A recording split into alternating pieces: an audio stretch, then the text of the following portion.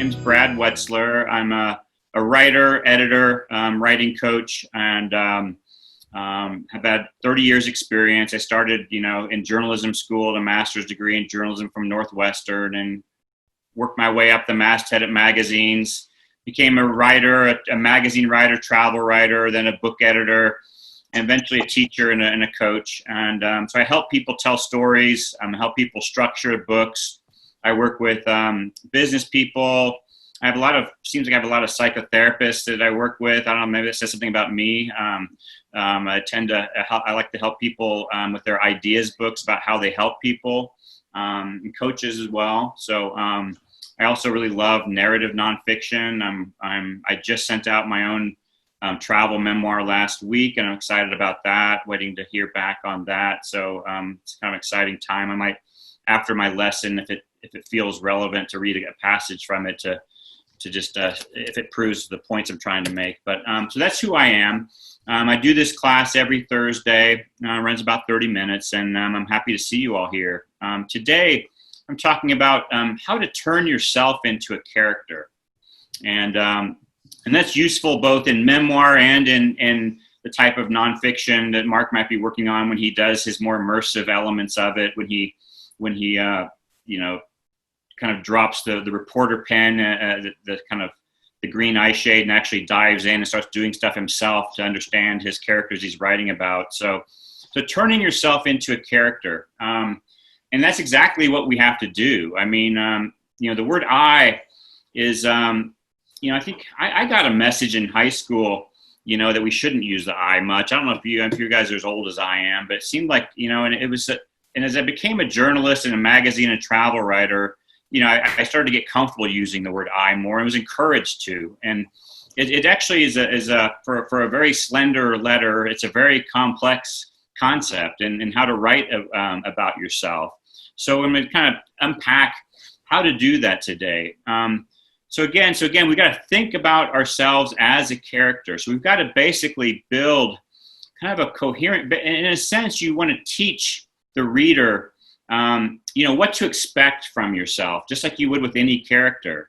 So you're going to have to you have to create a set of patterns of how you think, how you behave, how you move through the world, how you act.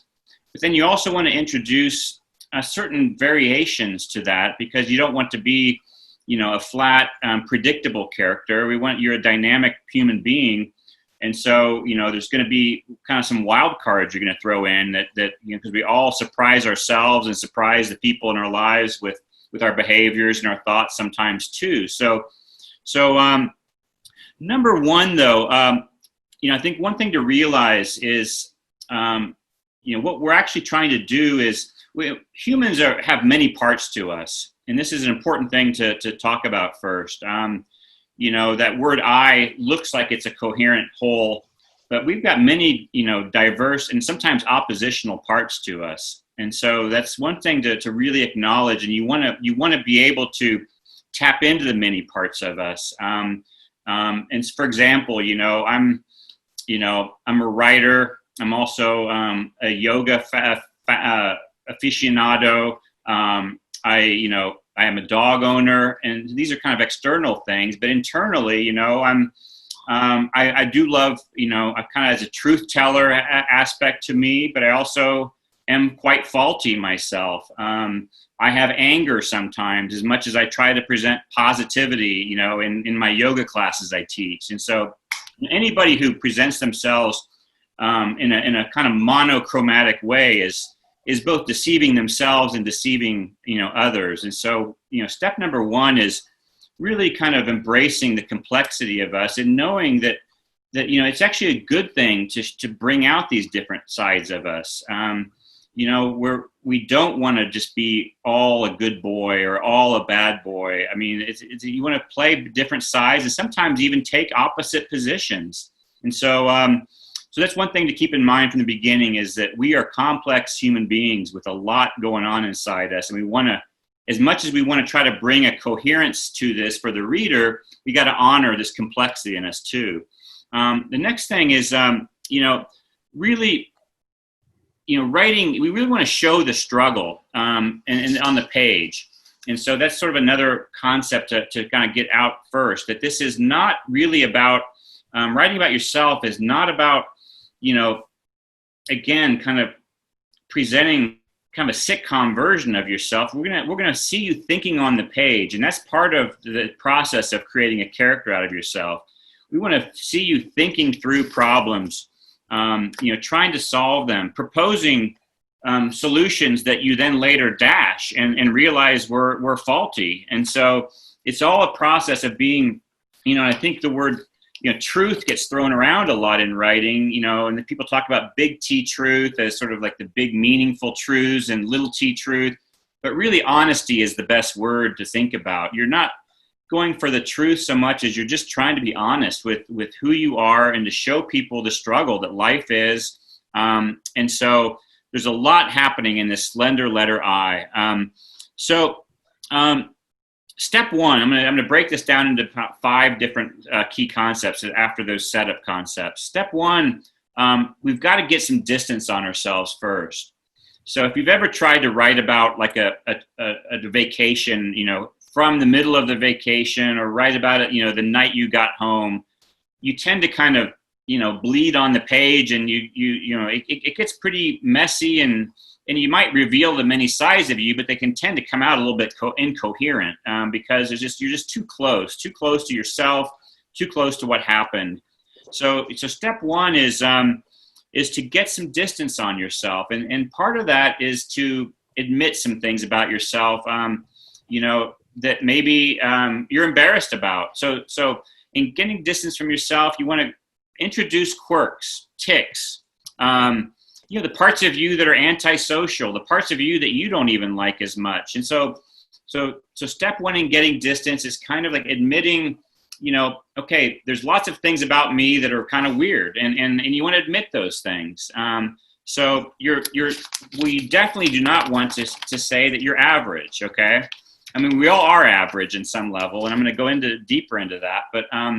But there is something unique that you have to say, or you wouldn't be writing. There's something that's inside you that's needing to come out, or you wouldn't be wanting to tell the stories you want to tell. So step one is getting distance, and a good strategy for that is to really bring out a lot of the different parts of you and just admit them, tics, faults, etc. Another way to get distance on yourself is to put yourself into a few categories. We are, all of us here are appear to be, white Americans, and so we've got to own the categories we belong in. We're white here. I mean, we're upper middle class, or we're from this particular background, we're from this particular part of the country. So you want to be able to add in the labels that fit you, as well as those quirky quirks and tics. And so that's another way you round yourself out by giving the various details that make you, who you are. And some of them are very unique, and some of them are very ordinary and very, categorical. So don't forget to include, the categories that you fit in. One pitfall I'll mention here in this section, which really is about dramaticizing yourself. You've got to make yourself interesting. You've got to make yourself sort of a theater character or a movie character, or no one's going to want to follow you. And so that doesn't mean hyping yourself up or making who you're not, but you do need to show that you're both ordinary and special at the same time. And so the pitfall I'm going to mention here is sort of this idea that some writers can latch on to. I'm so weird, and they kind of they go, they take that to the extreme. No one gets me. I'm so weird. Let me tell you how weird I am. And that's a trope that doesn't last very long. It's hard to sustain that because it's just not really true. You might be very weird, but I can guarantee you I can find people who are like you out there, or weirder people. And so just know that as weird as you think you are, you're not that weird. But you are weird. It's always a paradox, right? And then the next thing, another trap people fall into is I'm so boring. I really got nothing to say. And well, that's not true either, as much as it is true. So I want you to hold both sides of that, okay?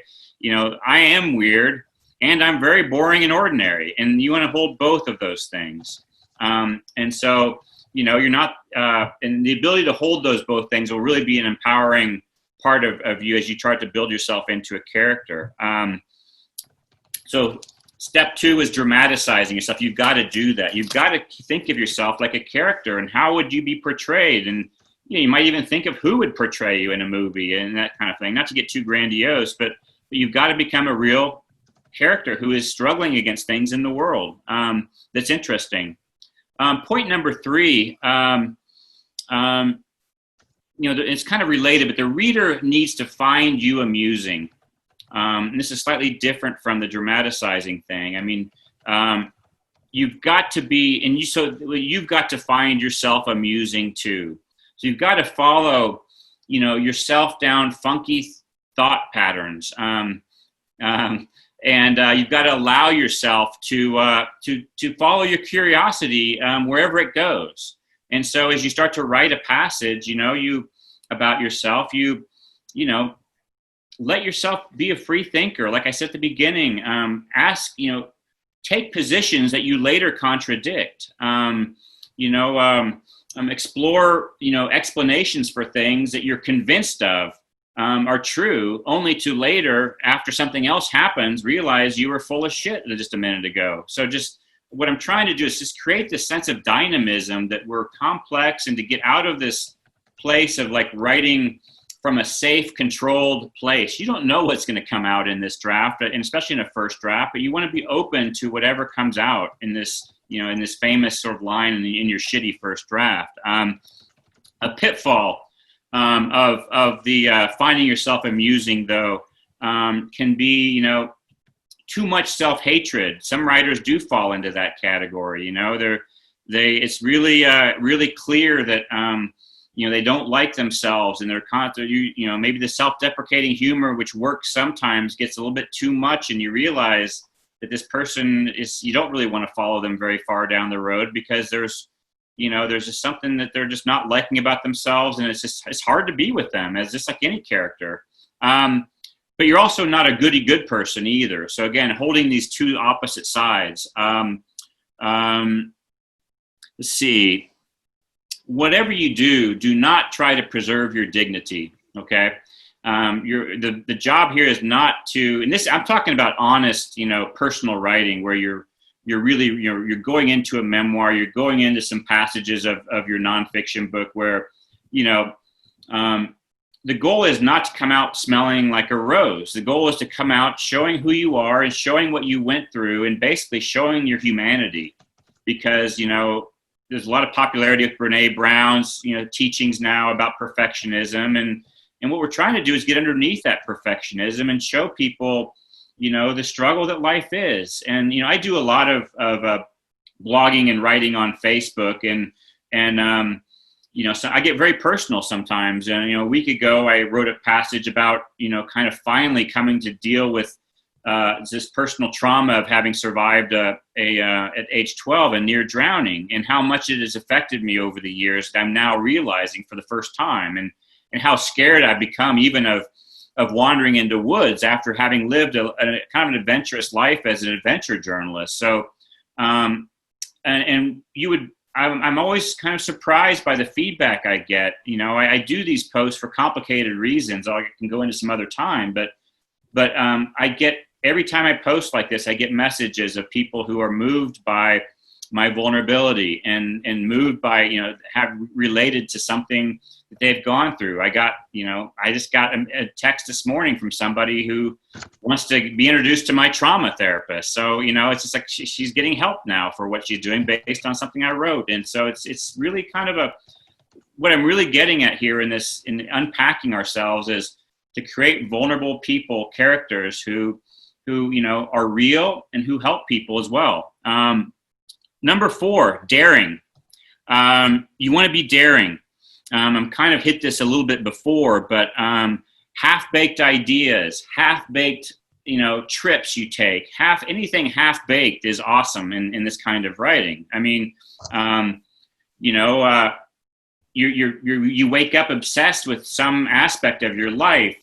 Someone left you in a relationship or something, and you decide to go on a weekend walkabout to try to climb to the top of Holy Cross Mountain for some stupid ass reason. And like, you know, it has nothing to do, I mean, with, it's probably not going to heal you, but it just might at the same time.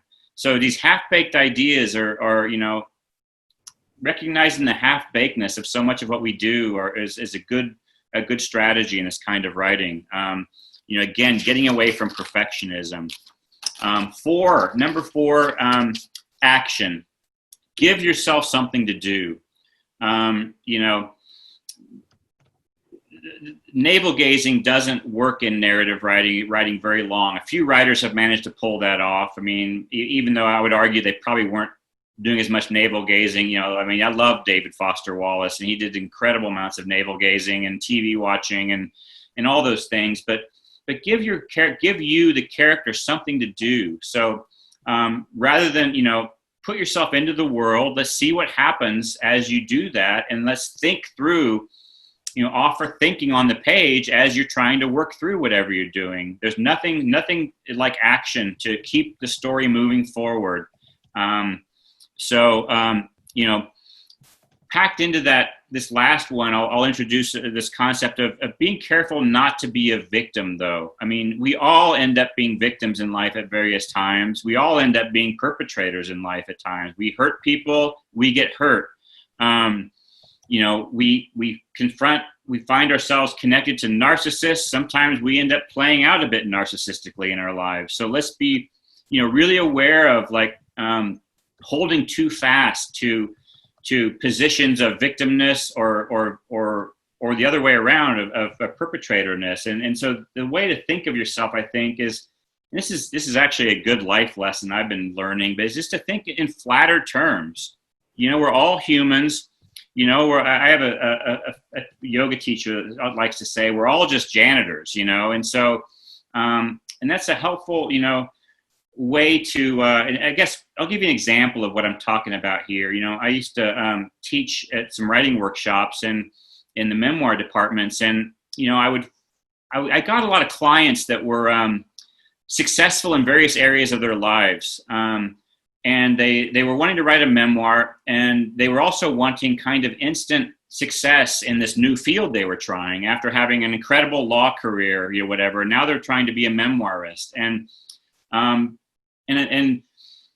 you know, what I would run up against sometimes is a draft that was, you know, was well written, but was blaming everybody else in their life. And so I want to honor, sometimes we are victimized, especially as kids we're victimized, and you've got to be able to state those facts, and you can't run away from those things, especially if you're a kid. And, you know, if you were abused or neglected as a child, you've got to be able to write those things and hold people accountable at the same time.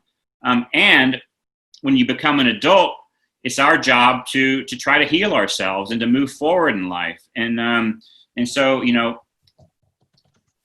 a book that just simply goes through all the horrible things that's happened to you is not really an interesting book. But a book that, you know, states the horrible things that happened to you at some points and then shows you working through the person you become today and getting to the other side, becoming, you know, a more whole person, that's an interesting book, you know, no matter what's happened to you. So just know that we want to see you struggling through, you know, getting to the other side. If you did find yourself in a relationship with a sociopath, and I've had clients who have, and, you know, and you really do end up being in a victim role there. And I keep asking these clients, and it gets dicey sometimes, but like, what's the 3% you can own? What can you own to kind of show how you got out of the situation, maybe even own how you got into the situation? And so there's always things we can own. And I use the word agency. So it's an important thing. And I connect that with that word action. So give yourself something to do, work your way through problems, whether they're physical, you know, climbing a mountain or whatever, or working through, you know, the broken wreckage of you know, a relationship. And so number 5, the last point, transcend the self. You know, give the reader something to learn about besides you. So, you know, writers' jobs is to expose the human condition. It's also to bring back news of the world, just like, the old explorers or whatever. So, if you, I can't presume to understand what you've gone through, Ryan, in your life as a soldier, bring back information from the world to the reader too. So they're learning about the places you've been, what it's like to be, a part of the groups you've been part of, what it's like to have the jobs you've had, what the other people in the other countries were like. So often, introducing even a third topic, or a third or second topic besides you, to talk about, and even making that a theme throughout the book. I've got a client right now who's she's an older woman who's been a traveler her whole life, and everywhere she goes, I might have mentioned this last week, but she sees whales. And so she's introducing whales as kind of a presence in her book, and she's educating us about whales as she tells her life story about her adventures. It takes the pressure off you too, as a character. So those are the main points about turning yourself into a character. It's messy. In the end, when you get through your first draft, you'll do a second draft and you'll bring more coherence to it. There is, you can't be totally messy. As much as I've kind of been promoting showing who you really are and showing the complexity, eventually you've got to kind of wrap your arms around this character and make it coherent. And so, again, it's kind of a way of setting predictable patterns for the reader, and then breaking those patterns occasionally too is sort of the way to do that.